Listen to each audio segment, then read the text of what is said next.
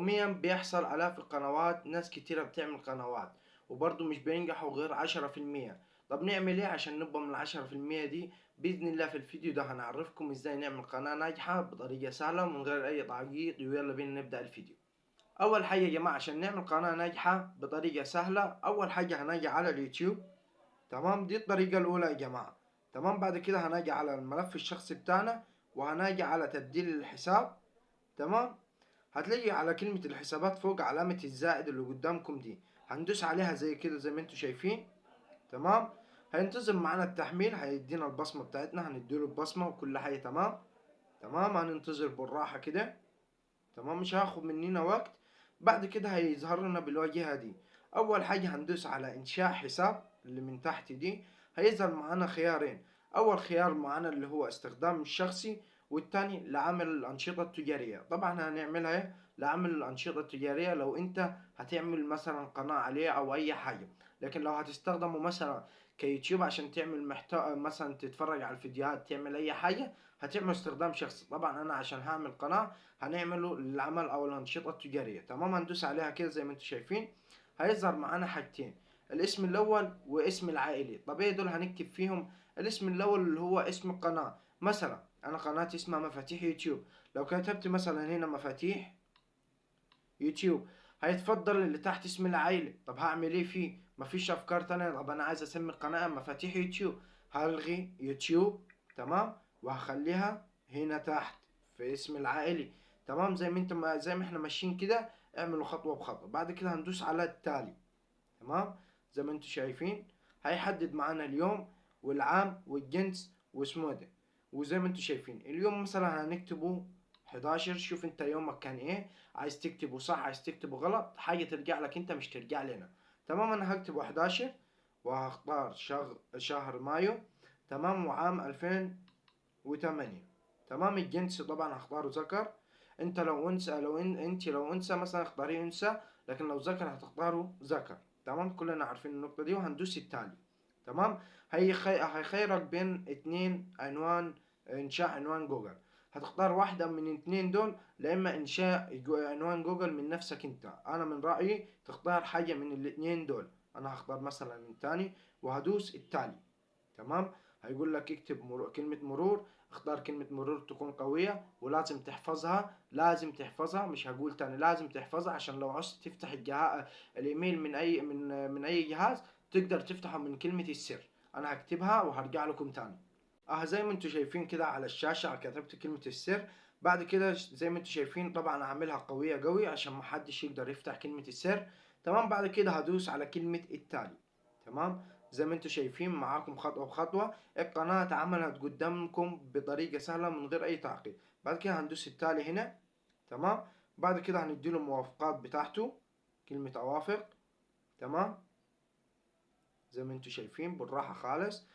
هننتظر شوية حلوين كده.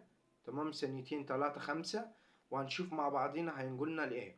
تمام، طول ما جاب لكم كده هتدوس على قبول. تمام، هتطلعوا تحت وتدوسوا قبول زي ما انتم شايفين كده. جرى تحقيق من المعلومات بيتحققوا. تمام، هننتظر برضو زي ما احنا قاعدين كده معاكم. تمام، اهتم تسجيل الدخول على حسابك مفاتيح يوتيوب.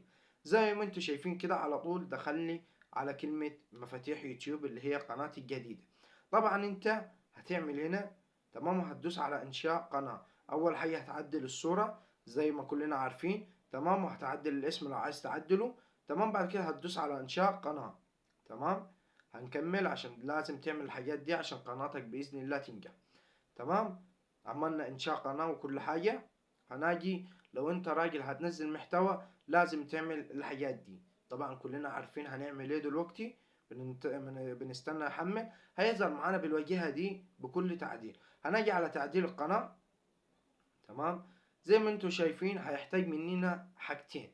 اول حاجة هنعمل خلفية من ورا. طبعا انا في الفيديو ده هحط لكم صورة دلوقتي. الفيديو ده خش شوفوه بعد ما تخلصوا الفيديو، هيعرفكم ازاي تحطوا الغلاف وازاي تعملوا غلاف. تمام، تاني حاجة الاسم المعرفة طبعا ان احنا كاتبينه، والعنوان والوصف. لو عايز تعمل حاجة برضو سايب لك فيديو بيعرفك ازاي تجيب وصف لقناتك بشكل احترافي، هسيبه لك برضو. تمام، زي ما انتم شايفين دي كلها حاجات تمام. لو جينا على الاعدادات هنا، تمام، مش هنلاقي حاجة فيها. طب لو عايزين يا امير ننزل فيديو، انا دلوقتي مش بعرف انزل فيديوهات، هتعمل ايه؟ بطريقة سهلة من غير تعقيد. هتيجي على علامة الزائد اللي من تحت دي وهتدوس عليها. امين. هيظهر معاك ثلاث حاجات. اول حاجة الفيديو اللي هو الستورج، تاني حاجة فيديو عادي، تمام زي ما انتم شايفين، تالت حاجة البث مباشر. طبعا البث مباشر مش هيتفتح تلقائي، تمام زي ما انتم شايفين، ما عرفش ازاي اتفتح. تمام. قلت لكم برضو لازم تعملوا 50 مشترك عشان يبدأ البث معاكم يشتغل. تمام. لو جينا هنا مثلا عايز انزل فيديو كبير مثلا، هاجي على الفيديو الكبير وهيجي على كلمة الفيديوهات. تمام. هننتظر يحمل معانا، هجيب مثلا اي فيديو زي ده مثلا. تمام. هنعمله كده. لازم يا جماعة عشان الفيديو يكون ينزل معاكم طويل لازم يكون بالعرض زي كده. تمام. زي كده. تمام. وهتعمل حاجتين، هتعملوا لو جالك خاص اعمله علني. تمام. زي ما انتم شايفين كده مع بعضينا. واختيار الجمهور طبعا هيجي لك، والوصف اللي عايز تضيف وصف. وطبعا اضافة الى قوائم التشغيل دي عملنا عليها فيديو مخصوص. تمام. هتشوفوه دلوقتي هيظهر لكم برضه على الشاشة. وهنا انشاء عنوان، هتشوف الفيديو بيتكلم عليه وهتعمل العنوان على فكرة الفيديو. طبعا الصورة مصغرة، لسه منزل فيديو حالا. تمام. روحوا شوفوه بعد ده.